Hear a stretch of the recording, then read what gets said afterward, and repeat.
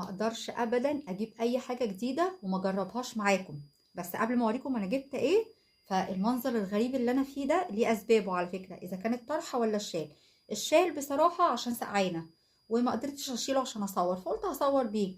وشكل الطرحه الغريب لو حاسين ان هو مبعكك كده شويه، عشان انا يعني كنت اخده شاور وبحاول اجرب اعمل شعري كيرلي، فاعملوا نفسكم مش واخدين بالكم. بصوا بقى جبت ايه. جبت ده، اكيد كلكم عارفين جاguار. ليه بقى؟ لان هو عامل لنا 500 الف منتج مشهيص علينا كده ومغرق السوق، وكل منتج بشكل وبطعم مختلف عن التاني.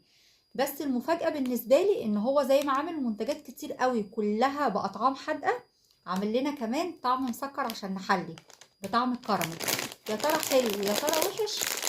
هو ده بقى اللي احنا هنشوفه دلوقتي. فبسم الله الرحمن الرحيم. عارفين الفشار اللي بالكراميل ده؟ سناكس بقى بالكراميل.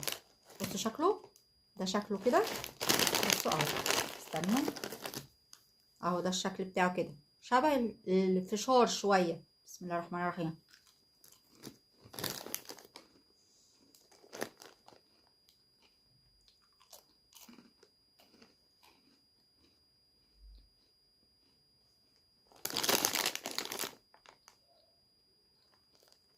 بصوا هو في وحايد فاتحه شويه ووحايد غامقه، يعني دي كده غامقه، بصوا دي كده فاتحه.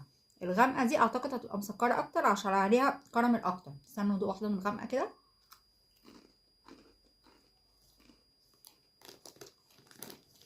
حلو حلو حلو حلو حلو، 10 من 10 ونجمه بالنسبه لي. الله، طعمه حلو قوي، طعم الكراميل حلو ومش مجلد ولا معضم ولا ناشف كده، بيدوب بسرعه. والتسكيره بتاعته حلوه قوي، حلوه قوي قوي. جامد بصراحه. جربتوه قبل كده ولا اول مره تشوفوه؟ لا، هو كده بصراحه يعني مروق علينا عشان نحدق ونحلي.